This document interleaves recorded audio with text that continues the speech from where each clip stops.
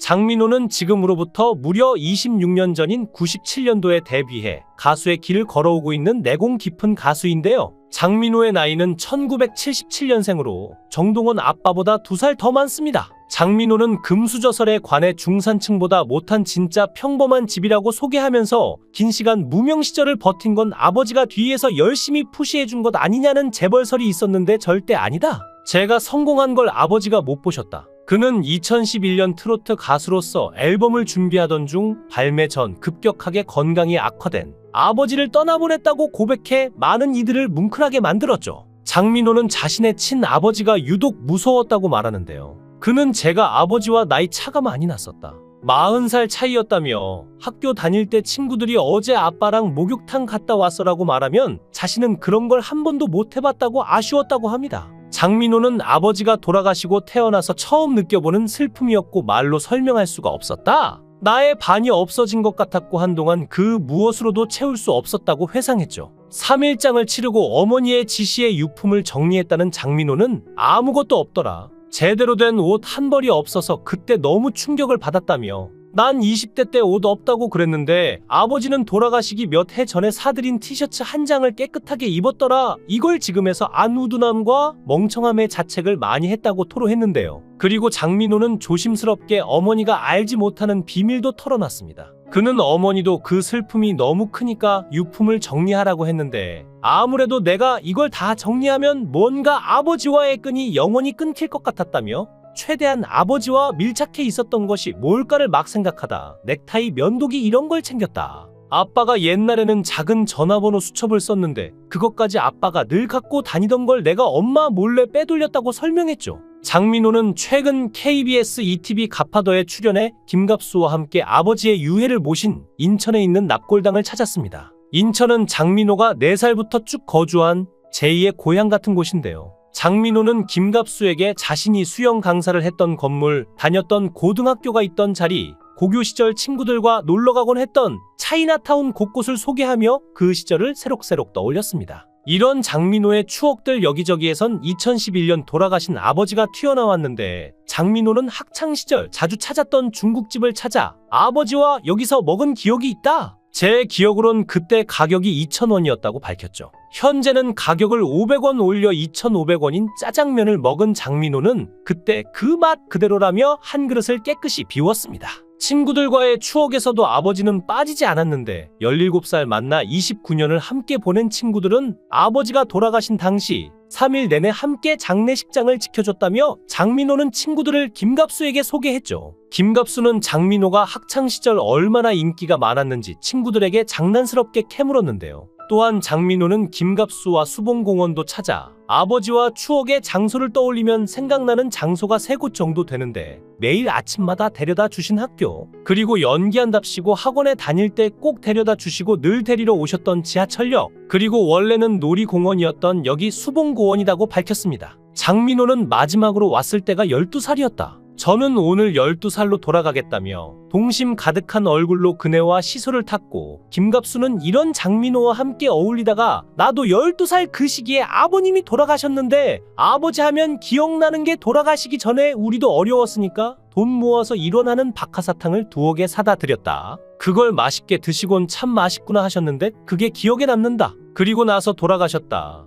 지금도 박하사탕을 보면 아버님 생각이 난다고 털어놨죠. 이어 장민호와 김갑수는 장민호가 지니고 있는 아버지 사진을 그대로 재현해 똑같은 장소에서 똑같은 포즈로 사진을 남겼는데 사진 속 다리가 바닥에 닿지 않았던 장민호는 어느새 장성의 김갑수가 어깨 동무하기가 버거울 정도로 컸고 두 사람은 어떻게든 팔을 끌어 1985년 그날처럼 사진을 찍었습니다. 이후 두 사람은 장민호 아버지의 납골당을 찾았는데 유골함 앞엔 20대 시절 장민호의 증명사진과 제주도로 첫 여행을 떠나신 부모님 사진이 나란히 붙어 있었죠. 장민호는 김갑수에게 아버지가 돌아가시고 여기 오면 입구부터 눈물이 나더라. 혼자 울고 있으면 뒤편에서 어떤 분도 막 울고 계신 거다. 서로 쳐다보다가 눈이 마주치기도 하고라며 이제는 추억이 된 가슴 아픈 일화를 전해 가슴을 울렸습니다. 장민호는 이어 방금 전 김갑수와 찍은 사진을 아버지 유골함 앞에 붙일 생각으로 테이프를 구하러 잠시 자리를 떴는데요. 장민호의 아버지와 단둘이 남은 김갑수는 오늘 직접 뵙고 인사드리러 왔습니다. 지금 민호가 정말 전 국민의 사랑을 받는 훌륭한 가수가 되어 저도 자랑스러웠는데 아버님은 얼마나 자랑스러우시겠어요. 민호가 외롭지 않도록 옆에서 힘이 되도록 친구 같은 좋은 아버지가 되어보겠습니다고 남몰래 인사와 다짐을 남겨 뭉클함을 자아냈죠.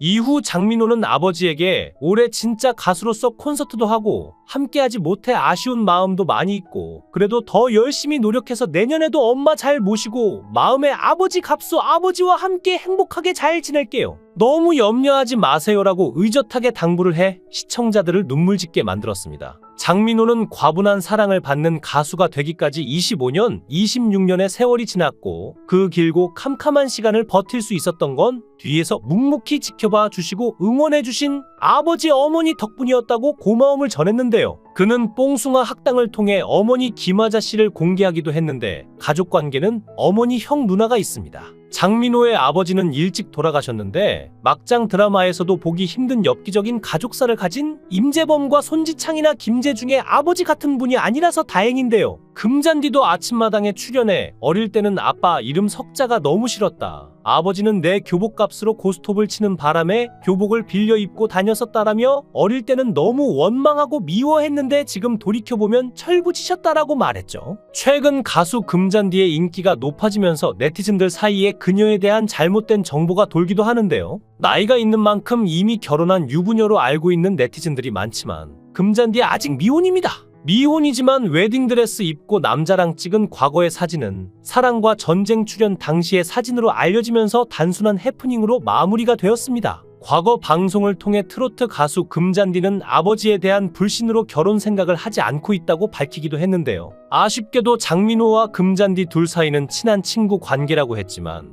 현재 나이로 봤을 때 장가와 시집을 서둘러야 할 시기이기 때문에 선남선녀 커플로 둘이 잘 되었으면 하는 바람이 있습니다. 장민호도 내일 모레면 한국 나이로 50살인데 하루라도 빨리 장가를 가서 이쁜 아들 딸 낳고 알콩달콩 행복하게 살아봐야 하지 않을까요? 미스터 트롯 탑6의 마청 장민호가 지난 3월 데뷔 12주년을 맞았습니다. 2011년 3월 21일 사랑의 누나로 트로트 가수로 데뷔했는데 1997년 그룹 유비스 아이돌 멤버 경력까지 합치면 26년차 중진 가수인데요. 2020년 미스터 트롯에 출전해 정통 트로트와 한국적 색채의 음악을 넘나들며 프로의 경지를 보여주던 장민호가 큰 사랑을 받게 된 계기는 13살 정동원과 훈훈한 부자 케미를 보여준 남진 원곡의 파트너 무대였죠. 장민호의 팬덤은 미스터 트롯 전부터 유명했는데 지역 행사나 방송에 장민호가 온다더라 소문만 듣고 플래카드를 들고 따라다니는 누나 부대가 있었고 장민호만 섭외하면 축제가 사람들로 인산인해를 이루었습니다. 그는 미스터 트롯에 나가기 전 많이 고민했는데 평소 돈독하던 영탁 이명웅의 출연 결심을 듣고 함께하기로 했고 훨씬 좋은 시너지 효과를 냈죠. 특히 마청의 리더십으로 경연 프로그램이 끝난 지 2년이 넘었지만 아직 6명의 트롯맨을 이끌고 이들이 팀으로 사랑받는 데 견인차 역할을 하고 있습니다. 장민호 팬덤의 특징은 글로벌 팬이 많다는 점인데 데뷔 10주년 이벤트였던 뉴욕 타임스 스퀘어 전광판 송출도 해외 팬들의 적극 추진으로 성사됐죠. 장민호는 정통 트로트에 강하고 올드팬의 정서를 잘 이해하는 것이 강점인데 그의 노래에는 아버지와 남자가 늘 살아 숨 쉬며 우리를 달래줍니다.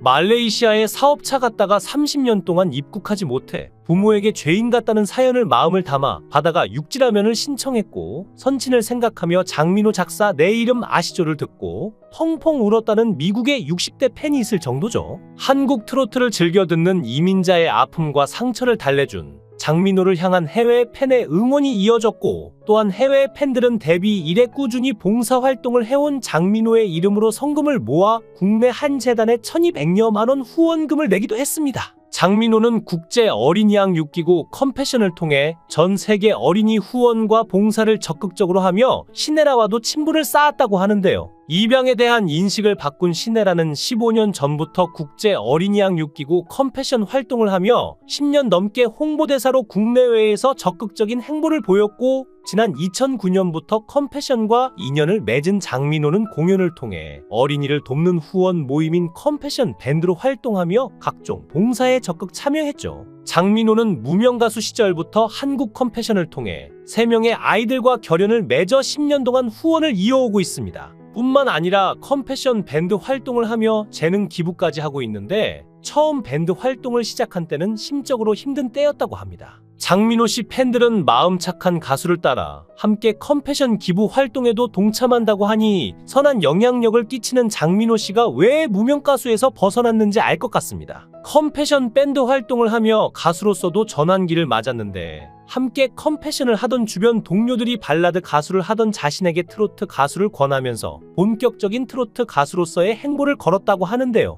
내일은 미스터 트롯 결승에서 부른 역전 인생처럼 장민호 씨가 오랜 무명 생활을 청산하고 대한민국 트롯계의 서른도 BTS가 된 것은 아름답고 사이다 같은 일인데요. 사실 장민호 씨보다 뛰어난 외모와 노래 솜씨를 지닌 사람은 많지만 장민호 씨만 가지고 있는 어려운 사람들을 생각하는 마음과 늘 실패만을 거듭하다 사이다처럼 성공해 나가는 삶의 모습이 사람들에게 더 큰 울림과 매력을 선사하는 것 같습니다. 앞으로도 출중한 노래 실력과 외모를 통해 어려운 이웃 돕는 일에서도 빠지지 않으시길 바라며 무엇보다 더욱 더 행복한 사람이 되길 바랍니다. 영상을 끝까지 시청해 주시고 귀한 시간 내주셔서 대단히 감사합니다. 구독, 좋아요 꼭 부탁드립니다. 더 좋은 영상으로 보답하겠습니다. 권행